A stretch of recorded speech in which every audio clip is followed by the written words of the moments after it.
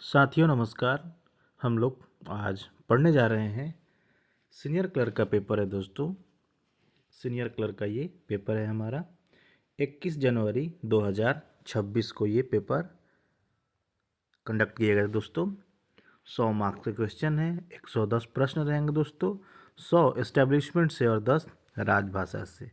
बहुत ही अच्छा पेपर है दोस्तों, इसको प्रयास करेंगे बिना देरी के। और ये ऐसा नहीं दोस्तों कि सीनियर क्लर्क का पेपर है तो केवल सीनियर क्लर्क के लिए, ओएस, स्टाफ वेलफेयर इंस्पेक्टर, ये सब के लिए महत्वपूर्ण है दोस्तों। तो बिना किसी देरी के चलते हैं सीधे प्रश्न पर। हमारा पहला प्रश्न दोस्तों, which of the following statement is true regarding training period of direct recruitment candidates appointed in technician categories. यानी कह रहा है पहला प्रश्न, टेक्नीशियन कैटेगरी में नियुक्त सीधी भर्ती उम्मीदवारों की परीक्षण अवधि के बारे में निम्नलिखित में से कौन सा कथन सही है। तो हमारा पहला है दोस्तों, 12 month training courses completed act apprentice trained in railway establishment. यानी कह रहा है कि इनकी जो ट्रेनिंग पीरियड होगी वो 12 महीने के लिए होगी। किसकी? रेलवे प्रतिष्ठानों में प्रशिक्षित कोर्स पूरा करने वाले एक्ट अप्रेंटिस। यानी जो हमारे कोर्स कंप्लीटेड जो एक्ट अप्रेंटिस है, इनकी बात कर रहा है दोस्तों। कोर्स कंप्लीटेड एक्ट अप्रेंटिस जो है इनकी बात कर रहा है। तो इसका नियम है कि ये अगर कोई भी candidate course completed act apprentice है और रिलेवेंट ट्रेड में है तो उसकी जो ट्रेनिंग पीरियड होती है दोस्तों वो होती है 0। वो उसकी डायरेक्ट ज्वाइनिंग हो जाती है, उसकी ट्रेनिंग नहीं होती है क्योंकि ऑलरेडी वो ट्रेंड रहता है। दूसरा प्रश्न है, 6 months training period for degree diploma holders in relevant trade other than trade. Degree diploma धारकों के लिए संबंधित ट्रेड, गैर संबंधित ट्रेड में 6 महीने की ट्रेनिंग नहीं। संबंधित ट्रेड में तो 6 महीने की ट्रेनिंग ठीक है, लेकिन जैसे ही ये गैर संबंधित ट्रेड हो रहा है, कह रहा है कि गैर संबंधित यानी अदर देन रिलेवेंट, तो उसके लिए इनको दोस्तों 12 महीने की ट्रेनिंग होती है। दूसरा है 2 years ट्रेनिंग फॉर मैट्रिकुलेशन और एनी अदर हायर क्वालिफिकेशन और matriculation along with other non relevant ITI।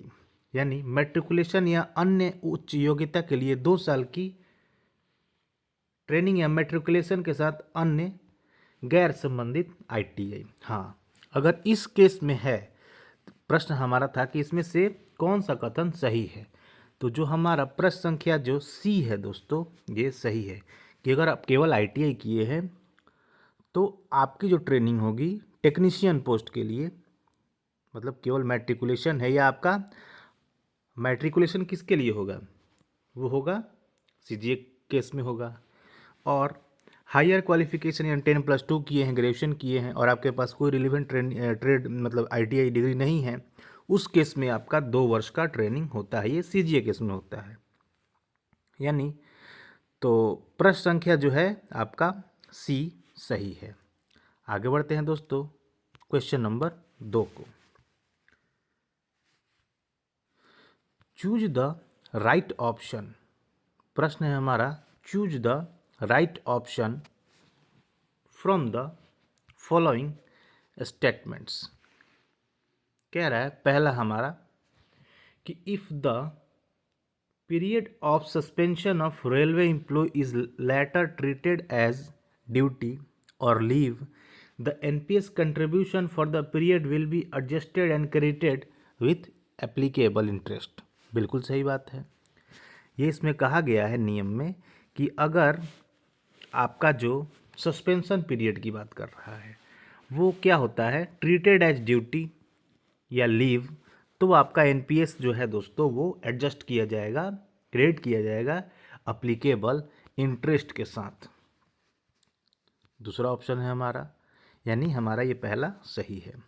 दूसरा ऑप्शन है, when an employee is leave on leave, माने on leave without pay, they must still contribute to NPS for that period. नहीं, जब वो leave without पे है तो उसका पेमेंट आया ही नहीं तो वो कहाँ से पे करेगा, सरकार दी ही नहीं है, अपना सरकार कंट्रीब्यूशन देगी, ये मतलब सिस्टम ही नहीं है। यानी जो हमारा प्रश्न जो ऑप्शन 2 हमारा है दोस्तों वो हमारा गलत है।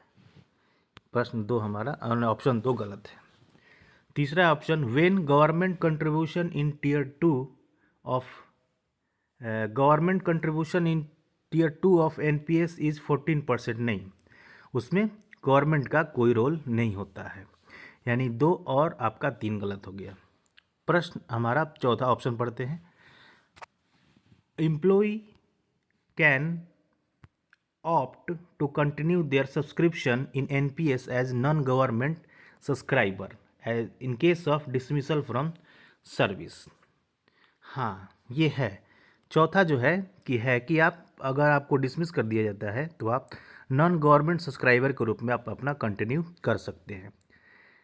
तो यानी प्रश्न संख्या जो हमारा 2 है, ऑप्शन हिंदी में पढ़ लेते हैं, यदि रेलवे कर्मचारी निलंबन के अवधि के बाद में ड्यूटी या छुट्टी माना जाता है तो उस अवधि के लिए एनपीएस योगदान को एडजस्ट किया जाएगा और लागू ब्याज के साथ क्रेडिट किया जाएगा। पहला सही है।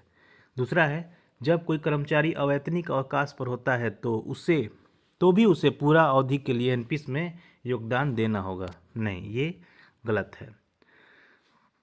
तीसरा है, एनपीएस के रिटायर्ड टीयर 2 में सरकारी योगदान 14% होता है। नहीं होता है। सेवा से बर्खास्तगी की स्थिति में कर्मचारी नॉन गवर्नमेंट सब्सक्राइबर के रूप में एनपीएस में अपना सब्सक्रिप्शन जारी रखने का विकल्प चुन सकता है। तो यानी ये सही है। अब हम ऑप्शन को देखते हैं क्या चूज करना है। तो हमारा क्या है कि पहला और चौथा सही है। तो देखेंगे पहला और चौथा, ऑप्शन डी, पहला और चौथा सही है और दूसरा और तीसरा गलत है।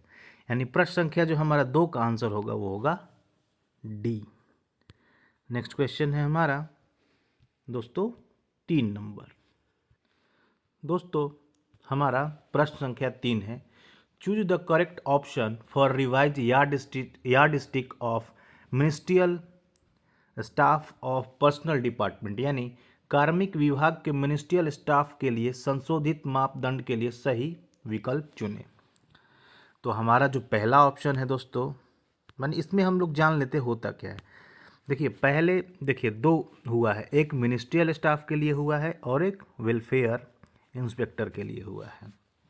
क्या क्या हुआ है दोस्तों कि पहले हमारा अभी वर्तमान में हुआ है कि 109 कर्मचारी होंगे प्रोडक्शन और हेड क्वार्टर में, पर 3000 कर्मचारी पर 109 कर्मचारी होंगे मिनिस्ट्रियल स्टाफ के, और डिवीज़न और हेड क्वार्टर में 94 एम्प्लॉई होंगे पर 10,000। ये आपके मिनिस्ट्रियल स्टाफ होंगे। दूसरा हमारा कह रहा है कि जो वेलफेयर इंस्पेक्टर का है कि 200 होगा प्रोडक्शन यूनिट में, 200 एक वेलफेयर इंस्पेक्टर पर 200 कर्मचारी पर प्रोडक्शन यूनिट में होगा। जबकि फैक्ट्री एक्ट में कहता है दोस्तों कि 500 स्टाफ पर एक कर्मचारी आपका होना चाहिए। लेकिन अभी ये बदल दिया गया है नियम रेलवे में, और कह रहा है कि एक वेलफेयर इंस्पेक्टर होगा 1000 कर्मचारी पर, कहाँ, डिवीज़न और वर्कशॉप में। तो अब इस प्रश्न को हम लोग देखते हैं। पहला ऑप्शन है यानी कह रहा है कि ना संशोधित मापदंड जो यार्ड स्टिक नया आया है उसके अनुसार ये सारी चीज़ें नई इम्प्लीमेंट की गई हैं। अब हम लोग इसको देखते हैं कि ये प्रश्न कह क्या रहा है। तो प्रश्न ये कह रहा है, माने पहला ऑप्शन कह रहा है दोस्तों कि 109 पर्सनल पर 35, नहीं, 109 पर्सनल कितने पर होंगे, पर 3000 पर हैं। कहाँ पर, जोनल हेडक्वार्टर और प्रोडक्शन यूनिट में। यानी पहला ऑप्शन हमारा गलत हो गया। 100 पर्सनल यानी 100 पर्सनल एम्प्लॉई पर 1000 employee of division and workshop. तो इसके लिए कितना है दोस्तों, 94 है 10,000 पर। यानी ये भी दूसरा ऑप्शन गलत है। तीसरा ऑप्शन है 1 वेलफेयर इंस्पेक्टर पर 200 employee of zonal headquarter production unit. कह रहा है कि जोनल उत्पादन इकाई के 200 कर्मचारियों पर एक कार्मिक निरीक्षण करने का प्रावधान किया गया है। तो यानी आपका ऑप्शन सी सही है। 1 वेलफेयर इंस्पेक्टर पर 2000 एम्प्लॉय ऑफ डिवीजन वर्कशॉप, नहीं, 1 वेलफेयर होगा 1000 कर्मचारी पर, ये कहाँ, डिवीजन और वर्कशॉप में। यानी प्रश्न संख्या जो हमारा 3 होगा उसका आंसर होगा दोस्तों 3 का आंसर सी। सी आपका सही होगा। नेक्स्ट क्वेश्चन है, under rule 9 of railway service pension rule 1993, who is the competent authority for withholding pensionary gratuity where a pensioner was found guilty of grave misconduct or negligence during service in case of president is not appointing authority। यानी कह रहा है कि railway pension नियम 1993 के नियम 9 के तहत पेंशन ग्रेच्युइटी रोकने के लिए सक्षम प्राधिकारी कौन है। अगर किसी पेंशनर को सर्विस के दौरान गंभीर दुर्व्यवहार या लापरवाही का दोषी पाया जाता है और राष्ट्रपति उसे नियुक्ति प्राधिकारी नहीं है, तो उस केस में दोस्तों जो हमारा रेलवे बोर्ड होता है दोस्तों, वो हमारा अपॉइंटिंग अथॉरिटी होता है। तो प्रश्न संख्या जो हमारा 4 है उसका आंसर होगा ए। अगला प्रश्न है दोस्त, प्रश्न संख्या 5 कह रहा है कि निम्नलिखित में से कौन सा सही है, यानी which of the following is true.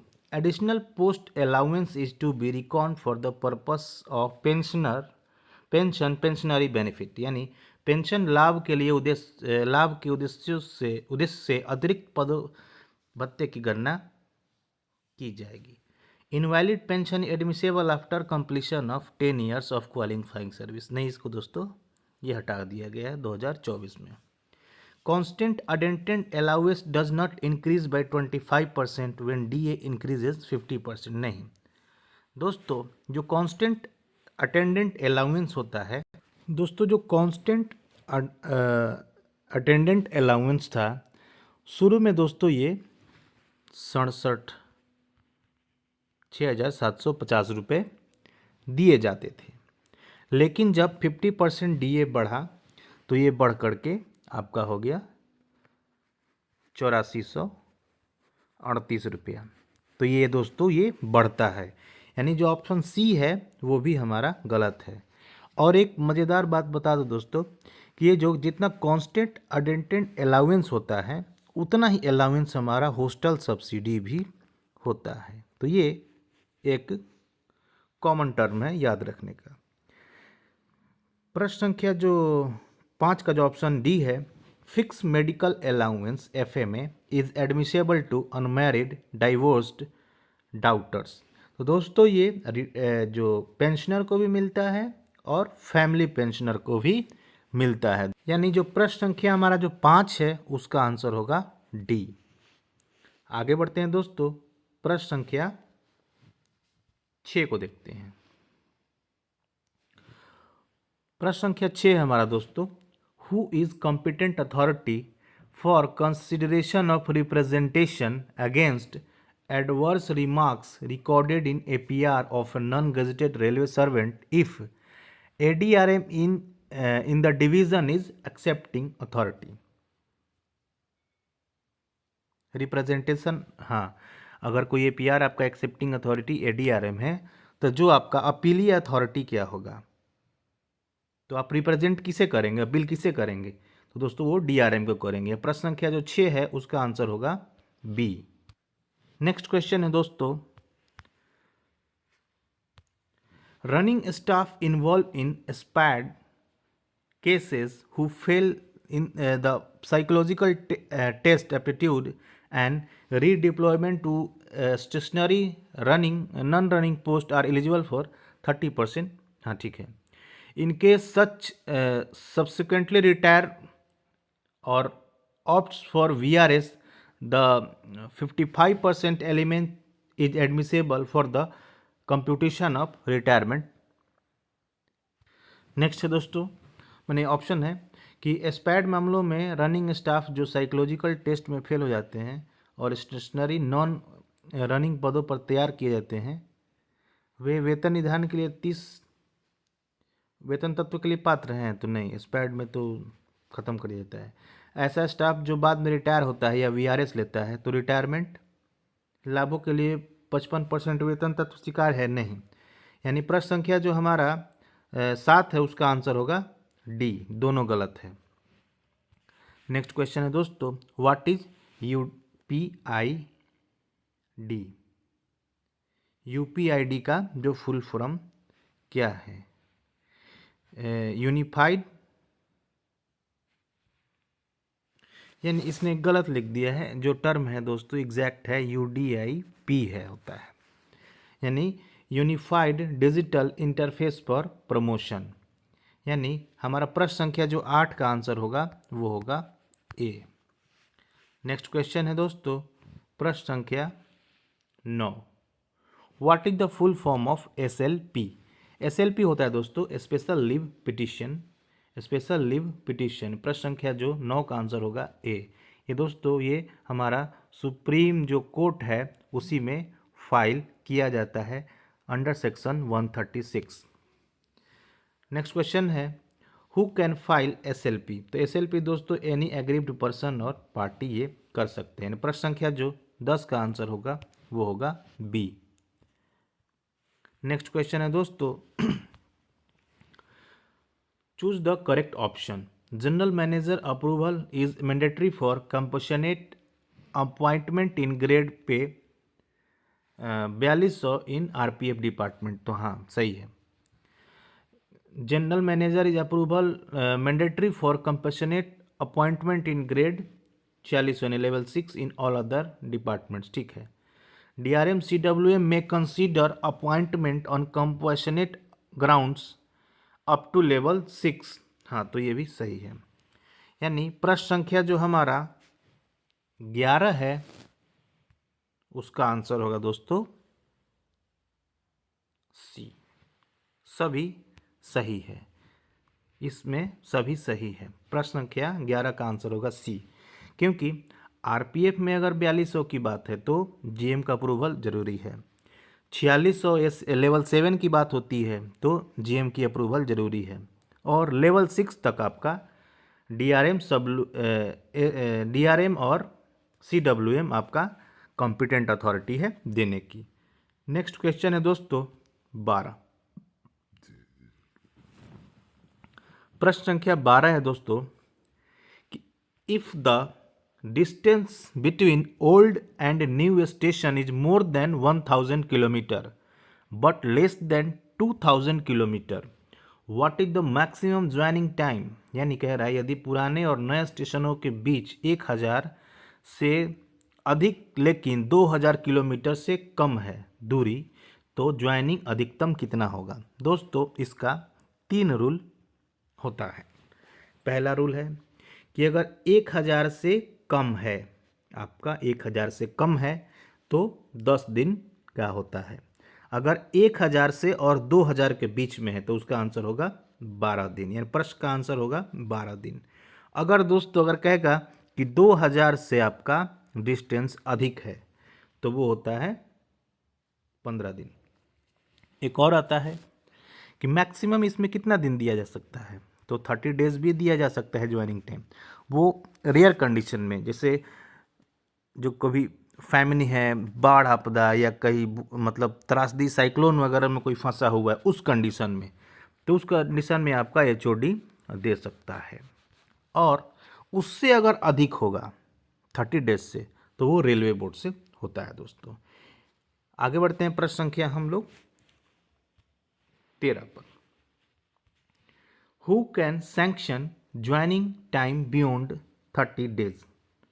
आगे प्रश्न आ गया दोस्तों, यानी प्रश्न संख्या जो हमारा 13 जैसा हम लोगों ने चर्चा किया था तो 13 का आंसर होगा रेलवे बोर्ड। कह रहा है कि 30 दिनों से ज़्यादा ज्वाइनिंग टाइम मंजूर कौन कर सकता है, तो रेलवे बोर्ड करेगा, यानी प्रश्न संख्या 13 का आंसर होगा सी। आगे बढ़ते हैं दोस्तों प्रश्न संख्या 14 को।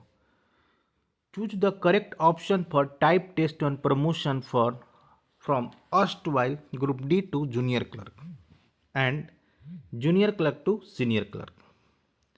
कह रहा option PCPO is competent authority for grant of more than 2 attempts or type test. Type test is exempted after the age of 45. A 6-month gap is necessary between two type tests. Medically decategorized employee on absorption in medical ministerial categories are exempted from passing the type test. यानी कह रहा है कि पूर्ववर्ती group D से junior clerk से senior clerk के promotion पर टाइप टेस्ट के लिए सही विकल्प क्या है। तो पहला ऑप्शन था हमारा दोस्तों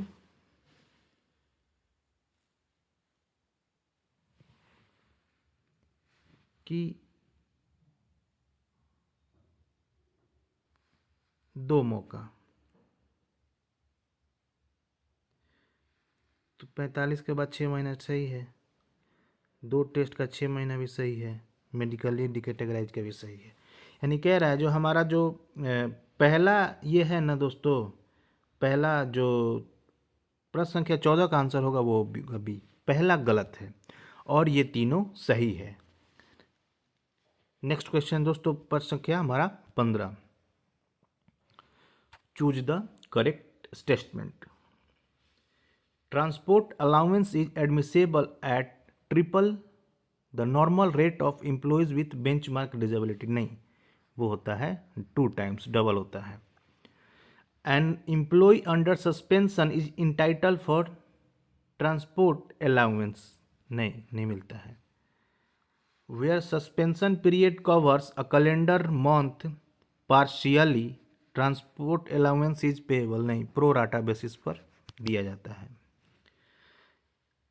तो इस प्रश्न का जो 15 का जो आंसर होगा वो होगा दोस्तों डी। इनमें से कोई सही नहीं है। प्रश्न संख्या जो 15 है उसका आंसर होगा डी। नेक्स्ट क्वेश्चन है दोस्तों, which of the following is true? Children's education allowance is admissible double at the rate of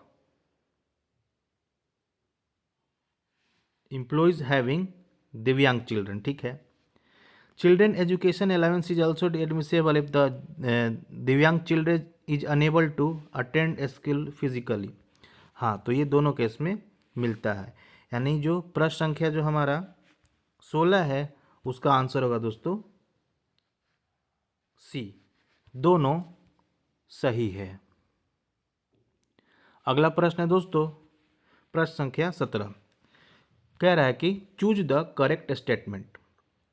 कह रहा है 2 years minimum service condition is mandatory for railway employees appearing in GDC. नहीं, ये इस बार हटा दिया है।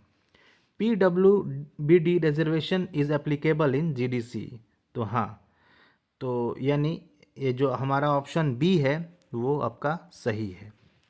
आगे देखते हैं इसको कि only 1 is true, only 2 is true, यानी इसका आंसर होगा बी 17 का।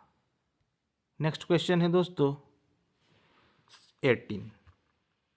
Choose the correct option with regard to PWBD reservation. PWBD का फुल फॉर्म होता है दोस्तों person with benchmark disability. तो जो बेंच मार्क होता है वो होता है 40% मिनिमम। अब हमारा कह रहा है कि reservation benefit of reservation can be given on the basis of temporary certificate. नहीं, टेम्पोररी के केस में नहीं दिया जाता, यानी जो पहला ऑप्शन है हमारा वो है गलत है। 4% reservation is 4% reservation for PWBD is distributed among 5 categories of disability। तो हाँ, दूसरा सही है। 4 points 1, 25, 50 and 75 are earmarked in each 100 point roster for PW। नहीं, पहला पॉइंट तो एक सही है, दूसरा होता है 26, तीसरा होता है 51 और चौथा होता है 76। ये 4 पॉइंट उनके लिए रिजर्व किए जाते हैं, ठीक है। यानी तीसरा ऑप्शन गलत हो गया। The zone of consideration for promotion can be extended up to 5 times the number of vacancies. हाँ, ये चौथा ठीक है। यानी प्रश्न संख्या जो हमारा 18 का आंसर होगा 1 और 3 गलत है। 1 और 3, 1 और 3 गलत है। सही क्या है हमारा? 2 और 4 सही है। 2 और 4 सही है, हाँ। यानी प्रश्न संख्या जो हम 18 का आंसर होगा वो होगा डी। आगे बढ़ते हैं दोस्तों। Which of the following will still require manual approval? निम्नलिखित में से अभी मैनुअल अप्रूवल करने की जरूरत है। इशुएंस ऑफ पास, हाँ तो ऑटोमेट ये ऑनलाइन होता है। कैंसिलेशन ऑफ ई पास, रीडिक्लेरेशन ये भी ऑनलाइन हो जाता है। यानी प्रश्न संख्या जो 39 होगा, ई कैंसिलेशन के लिए आपको रीज़न देना पड़ता है।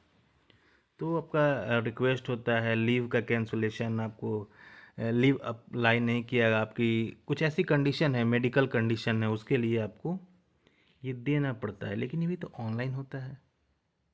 प्रश्न संख्या जो हमारा 99 है, इसका आंसर होगा बी। आगे बढ़ते हैं दोस्तों।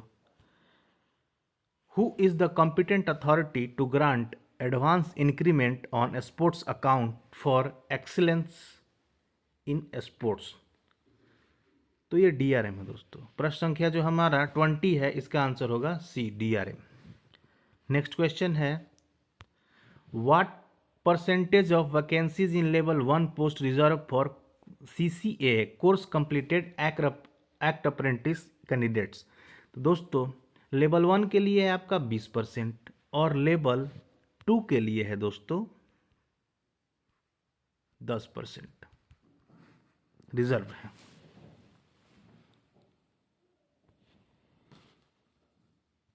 नहीं दोस्तों, जो लेवल 1 के लिए तो 20% है, ये होता है एक्स आर्मी में जो लेवल 1 के लिए 20% होता है और लेवल 2 के लिए 10% है। प्रश्न संख्या जो हमारा 21 का आंसर होगा वो होगा सी। आगे बढ़ते हैं दोस्तों। प्रश्न संख्या हमारा है, what is the maximum basic pay consideration for calculating hourly rate? तो दोस्तों एनडीए की प्रति दर की गणना न्यूनतम अधिकतम जो है मूल वेतन का कितना माना जाता है? तो अभी जो बेसिक सीलिंग लिमिट तय किया गया है वो लेवल 7 के जो सुपरवाइजर है उनका है 43,600। यानी ऑप्शन जो बी होगा उसका करेक्ट आंसर होगा। नाइट अलाउंस जब कैलकुलेट किया था दोस्तों ना, तो 1 घंटे का वेटेज होता है 10 मिनट। 10 मिनट का वेटेज होता है। अगर और हमको जो कैलकुलेट करना होता है वो होता है night basic plus DA divided by 200 into working hour, ये आपका होता है। आगे बढ़ते हैं दोस्तों। प्रश्न संख्या जो हमारा है 23 को हम लोग देखते हैं। प्रश्न संख्या हमारा 23 है दोस्तों। Choose the correct statement regarding to AILTC. If both husband and wife are entitled to privilege pass, both must surrender their respective passage for that year when either one opts for AILTC. दोनों में से एक करेगा। Next question, next option है कि privilege ticket order and other kind of passes, duty passes, school passes, special passes on medical ground etc as admissible under the pass rules can not be availed if railway employees opt. नहीं, ऐसा नहीं है।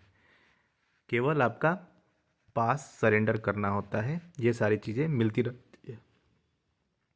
अगला है, इन case of last calendar year of A block 4 years onward AILTC journey can be also be performed before 31st December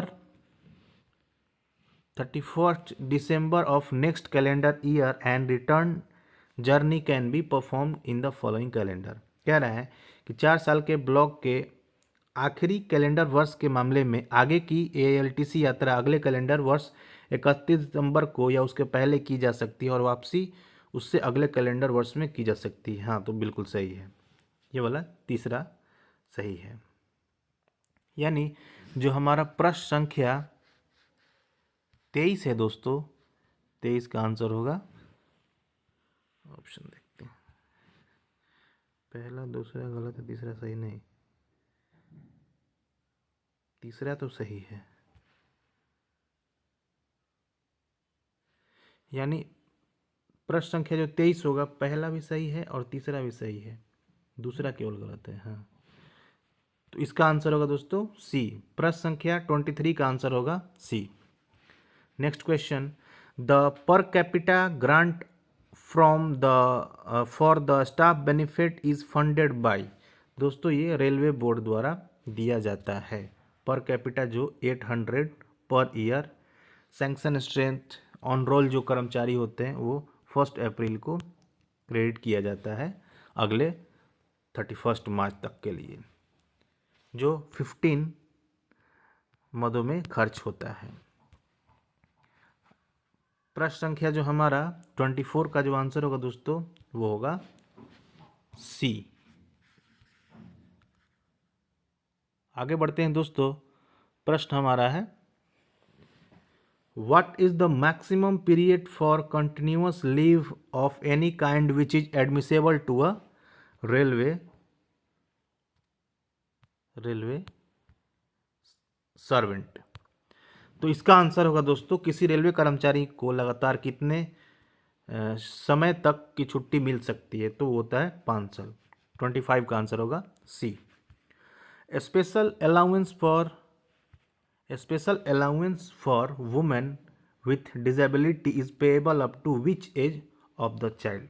तो दोस्तों इसमें क्या कह रहा है कि चाइल्ड केयर मिलेगा किसको, वुमेन विथ डिजेबिलिटी, यानी जो मदर है, जो महिला है, वो अगर विकलांग है तो उसको अपने बच्चे के देखभाल के लिए विशेष भत्ता मिलता है।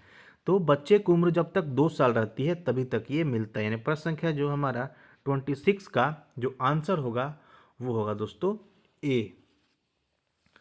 और इसका जो अलाउंस है दोस्तों अभी ये है 3750 रुपीज़ ये दिया जाता है। नेक्स्ट क्वेश्चन है, what is the maximum award admissible under accident free service award for loco pilots और मोटरमैन। लोको पायलट्स और मोटरमैन, देखिए इसमें ईयर के हिसाब से आपको दिया जाता है। तो जो मैक्सिमम है दोस्तों वो होता है 90 डेज। जैसे इसमें कंडीशन है दोस्तों कि अगर आप 7 ईयर्स की सर्विस है एक्सीडेंट फ्री की तो आपको 20 दिन का मिलता है, अमाउंट मिलता है दोस्तों, ये कैश में मिलता है बेसिक पे का। अगर आप 15 ईयर एक्सीडेंट फ्री सर्विस है आपका तो 40 दिन का इक्वल आपको बेसिक का मिलता है। अगर आपका 23 ईयर है दोस्तों तो वो होता है 60 डेज का मिलता है। अगर दोस्तों ये आपका 23 ईयर से अधिक है तो वो मैक्सिमम 90 डेज के इक्वल आपका बेसिक पे का आपको अमाउंट मिलता है। तो ये इसलिए आंसर होगा दोस्तों 90 डेज। प्रश्न संख्या जो हम लोग आगे बढ़ते हैं 28 है दोस्तों हमारा प्रश्न। नहीं, 120 दिन का कोई नियम नहीं है। आगे दोस्तों, रेल सेवा पेंशन नियम 54 के उपनियम 2 के तहत जब दोनों फैमिली पेंशन मिलती है तब देय फैमिली पेंशन की अधिकतम सीमा क्या है। तो देखिए फैमिली पेंशन की जो अधिकतम सीमा है दोस्तों वो होता है आपका 75,000। क्योंकि देखिए क्या होता है, जो फैमिली पेंशन मिलता है इनहेंस तो 50% मिलता है, जो उसका रेट है वो होता है दोस्तों 30% होता है। तो मैक्सिमम जो हमारा है वो है कितना 2.5 लैक्स। जब इसका 30% निकालेंगे तो ये इसका आंसर होगा। जो आपका पेंशन होता है वो होता है दोस्तों 1,25,000। यानी जो हमारा प्रश्न होगा 28, उसका आंसर होगा सी। आगे बढ़ते हैं दोस्तों। Which of the following is a major penalty, यानी निम्नलिखित में से कौन सी एक बड़ी सस्ती है। तो पहला हमारा ऑप्शन है a reduction to a lower stage in the time scale of a pay for a specified period with further direction as to whether the reduction will affect future increments, यानी वेतनमान में एक समय तक निचले स्टेज पर पदोन्नति, साथ ही इसके बारे में आगे के निर्देश की क्या इसकी पदोन्नति का असर भविष्य के वेतन वृद्धि पर पड़ेगा। कह रहे कि मेजर पेनल्टी क्या है। दूसरा, withholding of a promotion for a specific period, तो दोस्तों माइनर पेनल्टी है।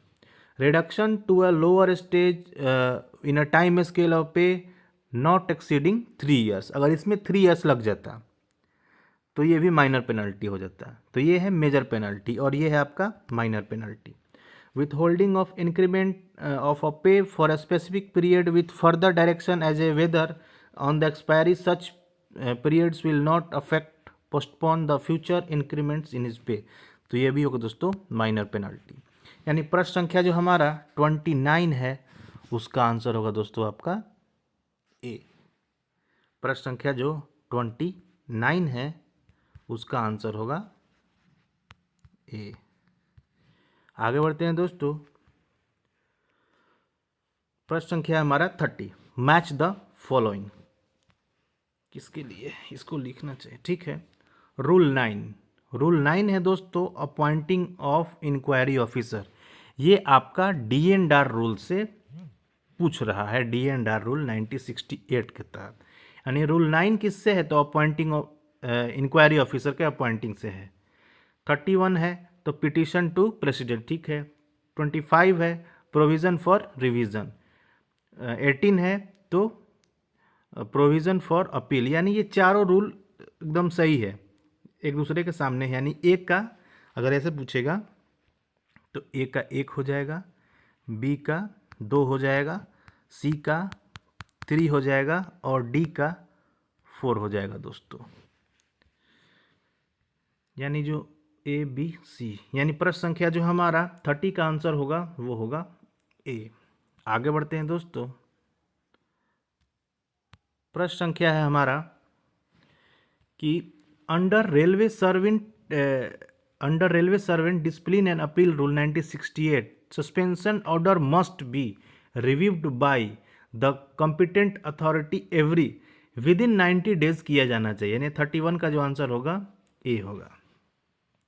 By what percent subsistence allowance can be increased if suspension period is increased due to administrative reasons? तो इसका आंसर होगा दोस्तों बी, 50%।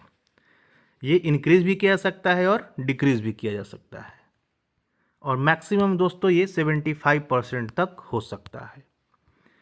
नेक्स्ट क्वेश्चन है which is the standard form use for revocation of suspension, रद्द करने के लिए कौन सा स्टैंडर्ड फॉर्म का इस्तेमाल किया जाता है। तो प्रश्न हमारा ये दोस्तों, जैसे इसमें दिया है कि SF1, तो ये है सस्पेंशन करने के लिए, इमीडिएट सस्पेंशन होता है इसमें। जो 2 है वो होता है दोस्तों डीम्ड सस्पेंशन। डीम्ड सस्पेंशन जो 48 आवर्स से अधिक कोई कर्मचारी को हिरासत में रखा जाता है तो उस कंडीशन में होता है। SF3 दोस्तों होता है सबसिस्टेंस अलाउंस, जैसे आपका अंडर सस्पेंशन है तो आपको निर्वाह भत्ता दिया जाता है, उसे सबसिस्टेंस अलाउंस कहते हैं। उस पर एम्प्लॉय को खुद के सिग्नेचर द्वारा अनएम्प्लॉयमेंट सर्टिफिकेट जारी करना पड़ता है। SF4 है दोस्तों, ये है आपका रिवोकेशन ऑफ सस्पेंशन। यानी क्वेश्चन नंबर 33 का जो आंसर होगा वो होगा डी। नेक्स्ट क्वेश्चन है under RTI act if information concern life और liberty of a person it must be supplied within, यानी तो इसको 48 आवर्स के अंदर में आपको देना पड़ेगा। यानी कह रहा है कि RTI एक्ट के तहत अगर किसी जानकारी व्यक्ति के जीवन व्यक्ति के जीवन या आज़ादी से जुड़ी है तो उसे कितने समय में देना चाहिए, तो वो 48 आवर्स में आपको आंसर देना होता है। यानी प्रश्न संख्या जो हमारा 34 है उसका आंसर होगा बी। आगे बढ़ते हैं दोस्तों। A public information officer must transfer an RT application to other public authority within how many days, तो इसका होगा A 5 days. Under exemption section 81H applies to, यानी कह रहे धारा 8(1) के एच के तहत छूट इन पर लागू होती है। हाँ, तो इसका होगा दोस्तों इंफॉर्मेशन इम्पेंडिंग इन्वेस्टिगेशन और प्रोसिक्यूशन यानी जांच या अभियोजन में बाधा डालने वाली जानकारी को धारा 8(1) के एच के तहत इन पर छूट होती है। यानी प्रश्न संख्या जो 36 होगा उसका आंसर होगा दोस्तों बी। नेक्स्ट क्वेश्चन है match the following, planning head की बात कर रहा है। तो 65 है आपका ट्रेनिंग से, 17 है आपका दोस्तों कंप्यूटराइजेशन से, 51 है स्टाफ वेलफेयर से और 35 है इलेक्ट्रिफिकेशन प्रोजेक्ट से। यानी वो सीधे सीधी है। प्रश्न संख्या जो हमारा 37 का आंसर होगा वो होगा ए। आगे बढ़ते हैं दोस्तों, प्रश्न संख्या 38 को देखते हैं। The form use for non stock purchase of a store is, मैंने किस फॉर्म का यूज किया जाता है। तो नॉन स्टॉक के लिए दोस्तों आपका एस 1302 किया जाता है और स्टॉक आइटम के लिए दोस्तों आपका 1313 के लिए जाता है। और जो 1539 है इसके लिए दोस्तों एक होता है DS एक्ट।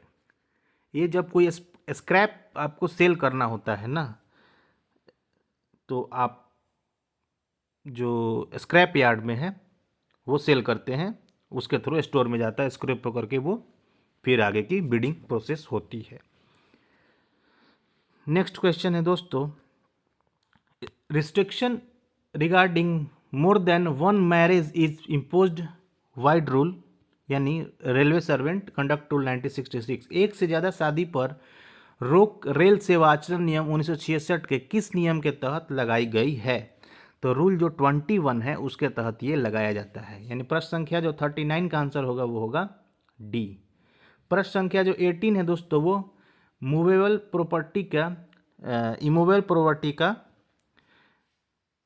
सेल या इससे रिलेटेड है। जो 16 है दोस्तों वो है इमूवेबल है, जैसे मूवेबल प्रॉपर्टी स्टॉक्स और आपका हो गया स्पेकुलेशन ऑफ स्टॉक्स हो गया, आपका लेंडिंग और बोरोइंग पर ये रोक लगाता है। जो रूल 13 है दोस्तों वो गिफ्ट से रिलेटेड है दोस्तों आपका। नेक्स्ट क्वेश्चन है match the following conduct rules subletting of railway quarters, तो ये सीधे हो जाएगा 15 का ए। रूल 13 है तो डॉरी से है दोस्तों, 18 है मूवेबल एंड इमूवेबल प्रॉपर्टी से है, रूल 22 है consumption of intoxicating drinks and drugs in public places या before 8 hours on duty for running staff. यानी प्रश्न संख्या जो हमारा 40 का आंसर होगा वो होगा ए। नेक्स्ट क्वेश्चन है in terms of railway rule railway servant conduct rules every railway employee should always maintain absolute integrity, तो ये रूल 3 का 1 में है absolute integrity. Devotion to duty, तो ये रूल 2 में है दोस्तों। और should not do anything to unbecoming of railway servant, यानी रूल 3 है ये। यानी कह रहा है कि रेल सेवा आचरण नियम 1966 के नियम कितने के अनुसार हर रेल कर्मचारी को हमेशा पूर्ण ईमानदारी, कर्तव्यनिष्ठा और ऐसा कुछ नहीं करना चाहिए जो रेलवे कर्मचारी के लिए अशोभनीय हो। तो इसका ऑप्शन होगा 1 2 3। प्रश्न संख्या 41 का आंसर होगा ए। कंडक्ट रूल का जो रूल 4 कहता है दोस्तों वो कहता है कि आपको जिसके साथ ऑफिशियल डीलिंग है वो उस प्राइवेट फर्म में आपको अपने नियर रिलेटिव का एम्प्लॉयमेंट नहीं करना है। अगर किसी का ऐसा एम्प्लॉयमेंट है तो आपको इमीडिएट आपको एडमिनिस्ट्रेशन को इन्फॉर्म करना है। रूल 5 कहता है कि दोस्तों आपको पॉलिटिक्स में भाग नहीं लेना है। रूल 6 कहता है दोस्तों कि ऐसी संस्थाएं जो देश के लिए मतलब उसकी एकता अखंडता से के विरुद्ध हो, वैसा एसोसिएशन आपको ज्वाइन नहीं करना है। क्वेश्चन है दोस्तों आपका 42, pink book in Indian railway contents details of. तो दोस्तों ये sanction works and budget allotment का होता है दोस्तों, यानी प्रश्न संख्या जो 42 का आंसर होगा वो होगा बी। आगे बढ़ते हैं दोस्तों। पिंक बुक में हर काम के लिए वित्तीय प्रावधान को क्या कहा जाता है? तो दोस्तों आउटले होता है, यानी 43 का आंसर होगा D. IREPS Indian railway electronic procurement system, तो होता है दोस्तों ई प्रोक्योरमेंट सिस्टम। इंजीनियरिंग नहीं होगा, सर्विस नहीं होगा और परचेज नहीं होगा। प्रश्न संख्या जो 44 का आंसर होगा वो होगा B. Which is not a classification of employment under HOER। तो इंटेंसिव होता है दोस्तों, कंटिन्यूअस होता है। जो सेक्शन 130 है इंडियन रेलवे एक्ट 1989 का, उसका जो सेक्शन 130 है उसमें आपका कंटिन्यूअस की चर्चा की गई है। जो बी में है दोस्तों उसमें EI की चर्चा की गई है, और सी में दोस्तों एक्सक्लूडेड की चर्चा की गई है, और डी में दोस्तों इंटेंसिव की चर्चा की गई है। अच्छा, कह रहा है कि प्रश्न है था हमारा कि which following is not a classification of employment under HOER। हाँ, तो इंटरमीडिएट नाम का कोई क्लासिफिकेशन नहीं होता है, यानी प्रश्न संख्या जो आपका 45 होगा उसका आंसर होगा 6 C. Under hours of employment regulation HOER the total duty of running staff are counted from. तो साइन ऑन से साइन ऑफ तक होता है, यानी प्रश्न संख्या जो 46 का आंसर होगा वो होगा बी। नेक्स्ट क्वेश्चन है, full night rest period is defined under HOER, यानी hours of employment regulation as between. तो रात के 10 बजे से लेके सुबह के 6 बजे तक होता है, यानी प्रश्न संख्या 47 का आंसर होगा सी। नेक्स्ट क्वेश्चन है, कार्य के घंटे और विश्राम की अवधि नियम HOER में स्प्लिट ड्यूटी का मतलब क्या होता है? स्प्लिट ड्यूटी जो आपका लंच एक होता है, लंच की जो बाद की ड्यूटी होती है उसमें आपका एक ब्रेक होता है। तो ये कितने ब्रेक हो सकते हैं? तो मैक्सिमम 2 ब्रेक होते हैं और 3 शिफ्ट होती है, तो इसे कहते हैं। तो लगातार नहीं, ड्यूटी के हिस्सों को बराबर काफ़ी अंतराल के साथ, 2 से ज़्यादा नहीं। प्रश्न संख्या जो 48 होगा दोस्तों उसका आंसर होगा हमारा 48 का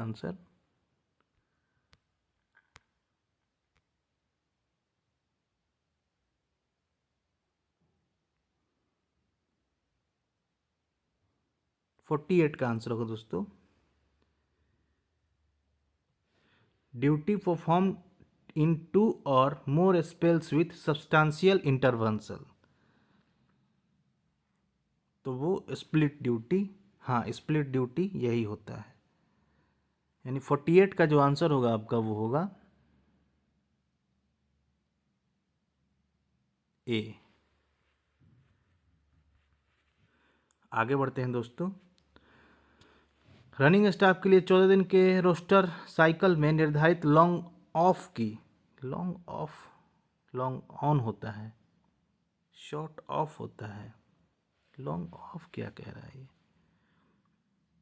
इन a 14-day roster cycle for running staff the total number of long off prescribed, इसका आंसर होगा दोस्तों सी। नेक्स्ट क्वेश्चन है, the successful bidder shall have to submit a performance guarantee PG जिसको कहते हैं within how many days from the date of issue of LOA letter of acceptance. ये LOA और PG पूछते रहता है, आपको याद होना चाहिए। विदाउट पेनल इंटरेस्ट यानी बिना दंड की अवधि। तो पीजी के लिए दोस्तों होता है 20 डेज, यानी प्रश्न का जो हमारा 50 होगा उसका आंसर होगा ए। नेक्स्ट क्वेश्चन है दोस्तों,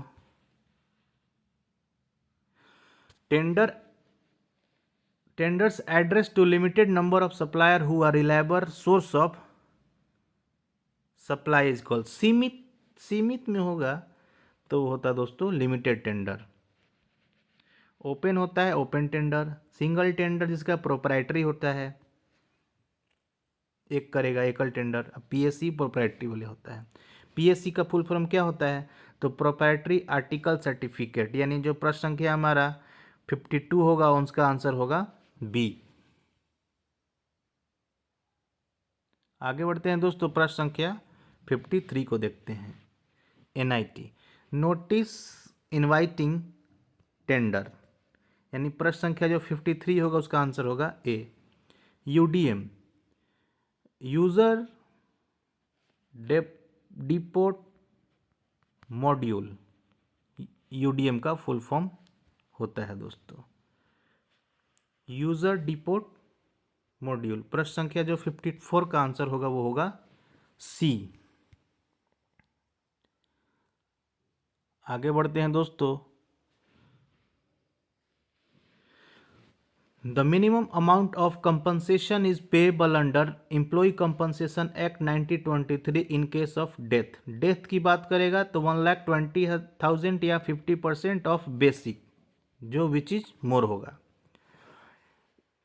और आपका टोटल डिजेबलमेंट में दोस्तों वो होगा 1,40,000, 60% ऑफ बेसिक, जो भी मोर हो। यानी प्रश्न संख्या जो 55 का जो आंसर होगा वो होगा डी। नेक्स्ट क्वेश्चन है, what is the full form of CP grams? Centralize public grievances redress and monitoring system. यानी प्रश्न संख्या जो 56 का जो आंसर होगा हमारा होगा ए। नेक्स्ट क्वेश्चन है, what is the time limit to resolve CP gram? CP gram दोस्तों अब 21 दिन हो गया है, पहले ये 30 दिन था, अभी 21 दिन हो गया है। प्रश्न संख्या 57 का आंसर होगा ए। निम्नलिखित कौन सा प्रसिद्ध एम नागराज बनाम भारत संघ न्यायालय से संबंधित है? तो जो एम नागराज बनाम है ना दोस्तों 58, ये तो प्रमोशन से रिलेटेड है।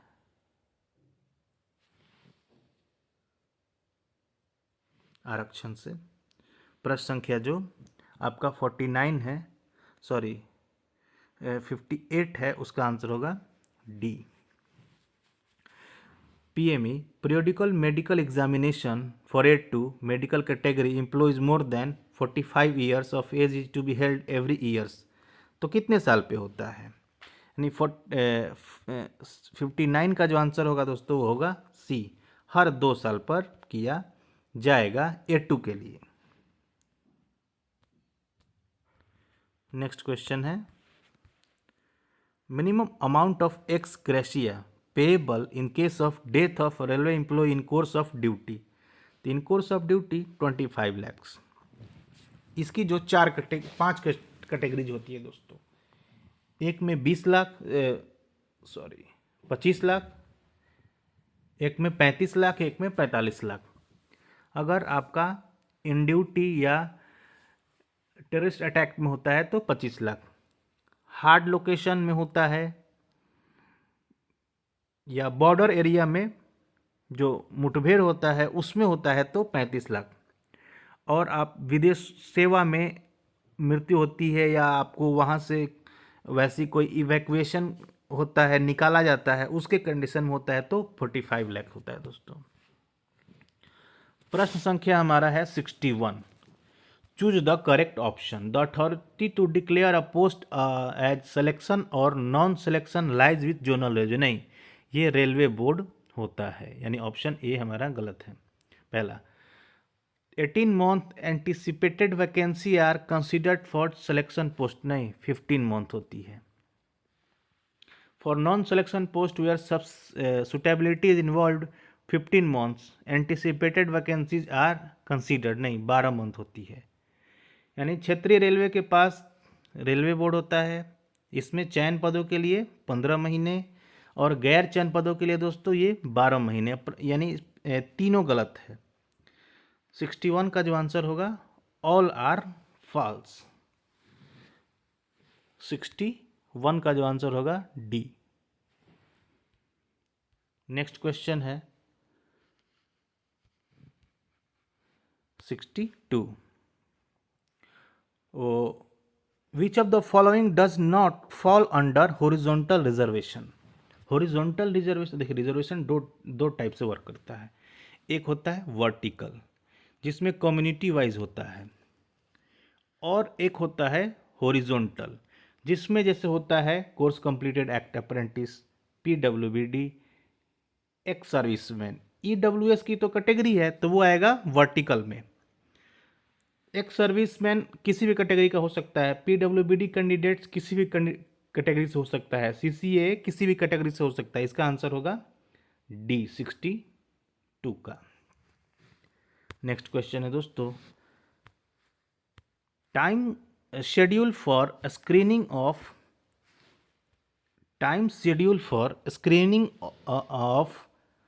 Employees for grant of MSCP benefits.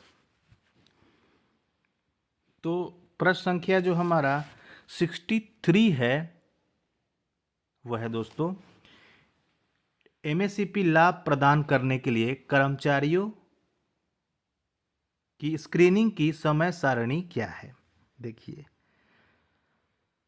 January first week और जुलाई फर्स्ट वीक में ये होता है, जिसमें दोस्तों देखिए जो जनवरी फर्स्ट वीक में होती है उसमें आपका जो अप्रैल से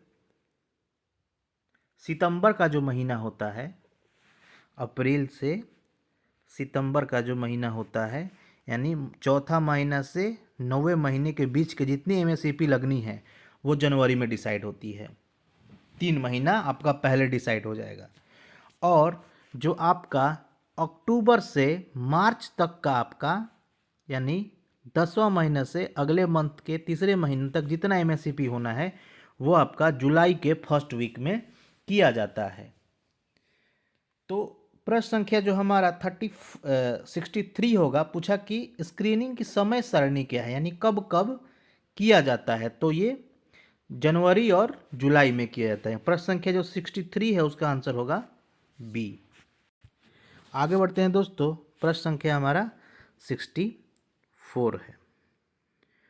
विच of the following comes under locomotor disability, यानी विकलांगता के अंतर्गत निम्नलिखित में से लोकोमोटर विकलांगता के अंतर्गत कौन सी विकलांगता आती है। तो ऐसा है कि पहला ऑप्शन है leprosy cured person, dwarfism, acid attacked victim, यानी और ऑप्शन है 64 का डी। तो जो हमारा दोस्त तो ये आता है जो लोकोमोटर में आता है दोस्तों वो लेप्रोसी भी आता है, सेरेबल पाल्सी भी आता है, ड्वार्फिज्म भी आता है, मस्कुलर डिस्ट्रॉफी भी आता है, एसिड अटैक भी आता है और स्पाइनल डेफॉर्मिटी भी आता है। यानी जो प्रश्न संख्या जो हमारा 64 है उसका आंसर होगा डी। आगे देखते हैं दोस्तों 65। Choose the correct option. The pay of a railway employee shall be protected in case of on request transfer to a lower post provided he has completed minimum 2 years, नहीं 1 year service पर पे protection आपका लागू हो जाता है। FR22B deals with पे protection on deputation and foreign services. तो जो प्रश्न संख्या हमारा 65 है दोस्तों, तो 65 का आंसर होगा बी, क्योंकि इसमें 2 साल दिया है तो वो 1 साल होता है। नेक्स्ट क्वेश्चन है आपका 66। ड्यूटी रोस्टर में परिवर्तन के लिए कितने घंटों का तथ्यात्मक कार्य किया जाना चाहिए? How many hours of factual job analysis is required for change of duty roster? दोस्तों इसका आंसर होगा C 72 hours. Which of the following deduction can not be made from subsistence allowance? नहीं की जा सकती है तो लोन एडवांस किया जाता है। पीएफ की जो सब्सक्रिप्शन होती है ना वो नहीं की जाती है। एचआरए ये सब किया जाएगा, स्टोर स्टेशन डेबिट वर्कशॉप ये सब किया जाएगा। प्रश्न संख्या जो 67 है उसका आंसर होगा B. Who is the competent authority for curtailing the period of training of non gazetted employee in exigencies of service? तो ट्रेनिंग कर्टेल करने के लिए दोस्तों ये होते हैं जीएम को अथॉरिटी होती है। POSH act was enacted to implementation guide of which judgment? तो देखो ये तो विशाखा जजमेंट का असर था, यानी 69 का जो आंसर होगा ये बी होगा। ये 2013 में दोस्तों इम्प्लीमेंट हुआ था रेलवे में। What is the work place what is the tenure of ICC internal complaint committee under sexual harassment of women at work place? तो उसका दोस्तों होता है 3 ईयर होता है, और इसके दौरान महिलाओं को दोस्तों 3 महीने की छुट्टी दी जाती है इसके अंतर्गत, यानी इसका आंसर होगा दोस्तों बी 3 साल। नेक्स्ट क्वेश्चन है pensioner who have completed 90 years age but not completed 95 years what entitled percentage?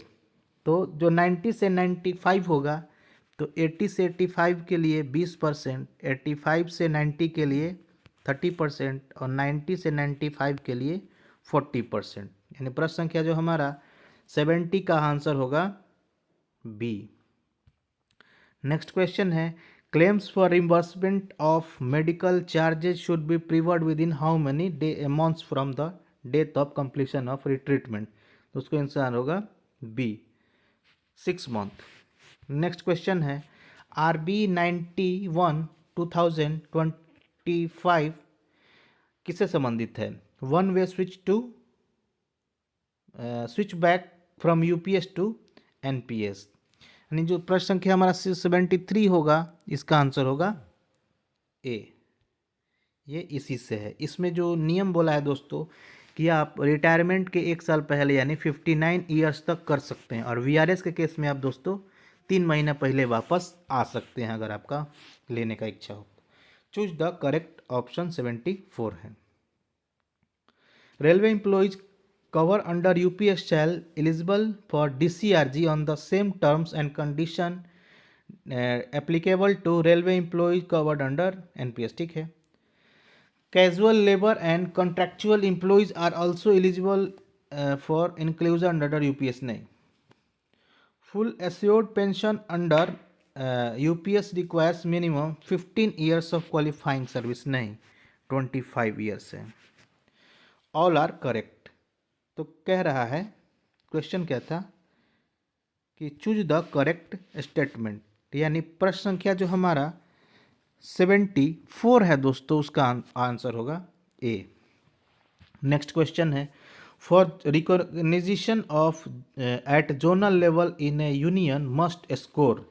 देखिए जोनल लेवल पर आपको 30% चाहिए, और रिकॉग्निशन में मिनिमम आपको वोट जो होना चाहिए, अगर इतना नहीं मिलता है तो आपको 20% मांग देना होता है। ये आपका जो इंडस्ट्रियल रिलेशन कोड आया है जो ये सारे मर्ज करके, उसमें भी दोस्तों यही है 20%। नेक्स्ट क्वेश्चन है दोस्तों 76। What is the annual quota of division for recruitment against scout and guide? Division की बात है तो लेवल 1 में 2 पद। प्रश्न संख्या जो 76 है उसका आंसर होगा ए। What percentage of reservation is provided to EWS in DR Kota? तो दोस्तों ये होता है 10%। 77 का आंसर होगा बी। RB 4/2025 के अनुसार लेवल 8 में काम करने वाले को लेवल 9 में अपग्रेड किया जाएगा। तो जितने भी होंगे 100% सबको कर दिया जाएगा, यानी all the incumbents will be upgraded to level 9। यानी प्रश्न संख्या जो हमारा 78 का आंसर होगा वो होगा बी। नेक्स्ट क्वेश्चन है, how many CL in total are admissible to physically disabled employ. तो उसको 12 डेज का दिया जाता है दोस्तों। यानी प्रश्न संख्या 79 का आंसर होगा C. How many times of rate are calculated, how minutes of rate are calculated for NDA in each hour. दोस्तों होता है वो 10 मिनट्स। हमने आपको कहीं ऊपर बताया भी होगा ये सवाल, यानी 80 का आंसर होगा B. How after how many years can a railway employ apply for reimbursement of spectacles from staff benefit fund. तो 3 साल। In GM procurement of stationery items online bidding is mandatory for purchase एवं what value. GeM से खरीदने के लिए दोस्तों कितनी की वैल्यू होनी चाहिए ऑनलाइन बिडिंग करने के लिए। यानी प्रश्न संख्या जो हमारा 82 होगा उसका आंसर होगा 82 का जो आंसर होगा दोस्तों वो होगा 5 लाख। स्टेशनरी आइटम के लिए होता है 5 लाख।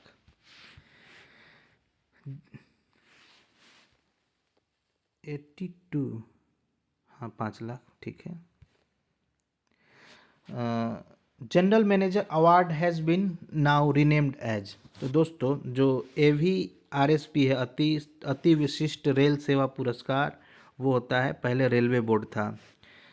विशिष्ट रेलवे सेवा पुरस्कार वो था GM वाला, और जो RSP था वो PHOD लेवल का। यानी प्रश्न संख्या जो 83 का आंसर होगा वो होगा बी, VRSP। पद बनाने की शक्ति किसके पास है। यानी जो 84 का जो आंसर होगा वो होगा C, creation of post, ministry of railway with finance concurrence का अप्रूवल से। Which PowerPoint feature ensures uniform formatting across all slides. तो पावर पॉइंट का सवाल आ गया, यानी इसका आंसर होगा slide master. Which features in MS Word automatically creates table of contents. तो प्रश्न संख्या जो 86 का आंसर होगा दोस्तों वो होगा बी, हेडिंग स्टाइल में ये सारी कामें होती है। जो MS वर्ड के एक्सपर्ट आदमी होंगे वो लोग बता देंगे। Which command in MS word use to find and replace. तो Ctrl+H होता है दोस्तों, फाइंड के लिए F होता है, सॉरी। 87 का जो आंसर है दोस्तों वो है बी, टेक्स्ट खोजने और बदलने के लिए। तो 87 का आंसर होता है B, H। Which feature of MS Excel prevents invalid data entry in cells. तो डाटा वैलिडेशन किया जाता है। Which function in MS Excel is use to search a value vertically. तो प्रश्न संख्या जो हमारा 89 है उसका आंसर होगा सी, VLOOKUP। विच शॉर्टकट की डुप्लीकेट्स सेलेक्टेड स्लाइड। तो 90 का जो आंसर होगा दोस्तों वो होगा डी, Alt+D होता है। Which of the following is not a module of e office. Service book ये नहीं होता है। Which digital signature is used in a e office. Digital signature का ये टाइप 3 यूज किया जाता है, क्लास 3। यानी प्रश्न संख्या जो हमारा 92 का जो आंसर होगा दोस्तों वो होगा सी, टाइप 3, ठीक है। As per railway board instruction closed e office files are to be. तो archived in KMS। Full form of IPAS, integrated payroll and accounting system. यानी प्रश्न संख्या 94 का आंसर होगा B. What is the amount of dress allowance paid to station master? तो 12,500 अभी हो गया है। और ये हेड आरपीएफ के जो कांस्टेबल होते हैं उनको ही इतना ही मिलता है। Which of the following statement is true? True कह रहा है। Only revenue expenditure is reviewed in August. Voted expenditure does not require parliament approval. August review ensures optimal utilization of funds for stores and operations. Charge expenditure is reviewed to reduce staff salaries. यानी जो हमारा 96 का जो answer होगा दोस्तों वो होगा, charge तो नहीं होगा, अगस्त रिव्यू नहीं, ठीक है। और प्रश्न संख्या जो हमारा अगस्त रिव्यू होता है, हाँ, यूटिलाइजेशन ऑफ फंड के लिए किया जाता है। नेक्स्ट क्वेश्चन है 97। नॉन सिलेक्शन पोस्टों के लिए 120 दिन की एडॉक पदोन्नति के लिए सक्षम अधिकारी कौन है? नॉन सिलेक्शन पर तो होता ही नहीं है एडॉक प्रमोशन। 97 का आंसर है डी।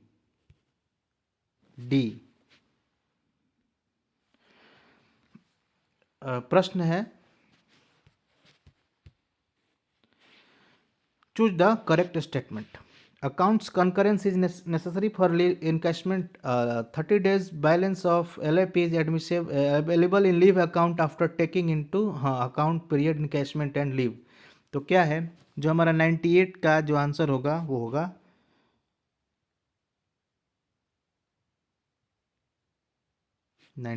जो आंसर होगा दोस्तों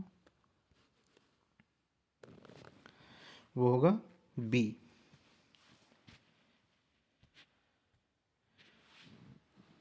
नेक्स्ट क्वेश्चन है, as per MSOP what is the maximum period for which quarter can be retained on transfer on to new zonal railways? हाँ, अगर नॉर्मल ट्रांसफ़र हो रहा है तो वो 2 महीना होता है, लेकिन जहाँ ये लग गया न्यू जोनल रेलवे या न्यू डिवीज़न तो वहाँ होता है दोस्तों 1 साल।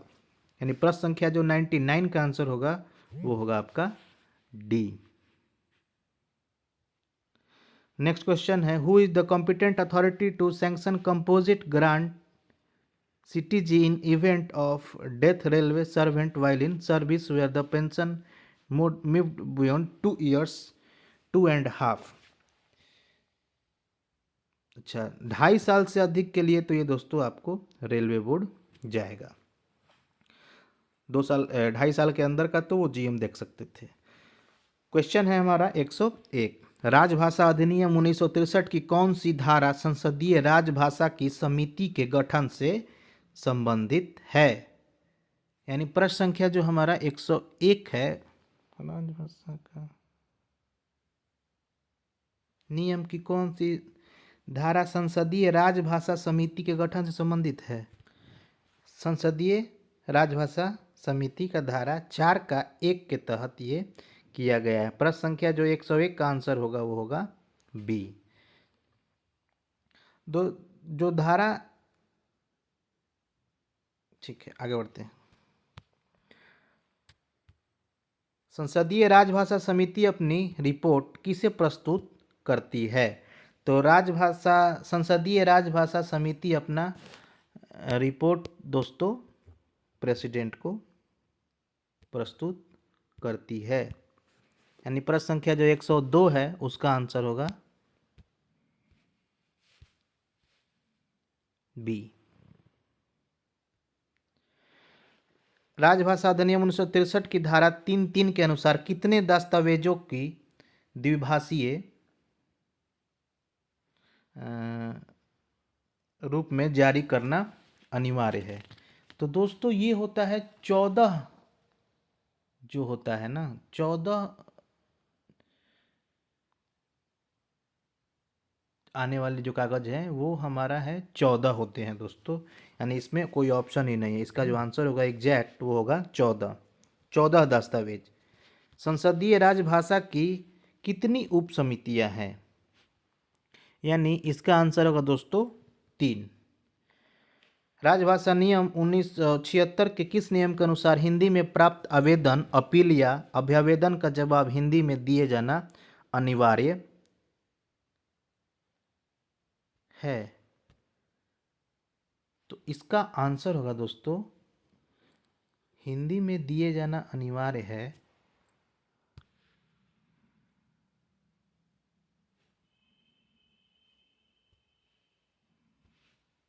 इसका आंसर होगा दोस्तों, प्रश्न संख्या जो 5 का आंसर होगा वो नियम 5 में है।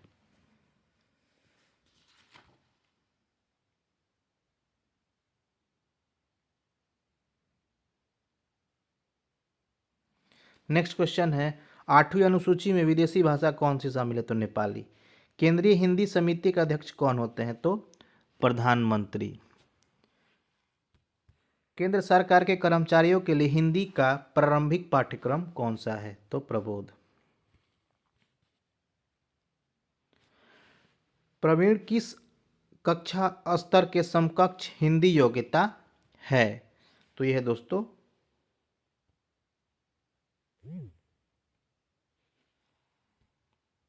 तो इसका आंसर दोस्तों सी, 10वां समकक्ष है। विश्व हिंदी दिवस कब मनाया जाता है? तो विश्व हिंदी दिवस दोस्तों 10 जनवरी को मनाया जाता है और हिंदी दिवस 14 सितंबर को मनाया जाता है। तो नमस्कार दोस्तों, धन्यवाद साथ में बने रहने के लिए। मिलते हैं अगले वीडियो में, तब तक के लिए धन्यवाद। इस्टेब्लिशमेंट रूल्स को आप लोग फॉलो करें, शेयर करें, सब्सक्राइब करें। अच्छा लगे तो कमेंट करें। कोई आपका सजेशन हो, कोई त्रुटियां हो तो आप कमेंट करें। धन्यवाद।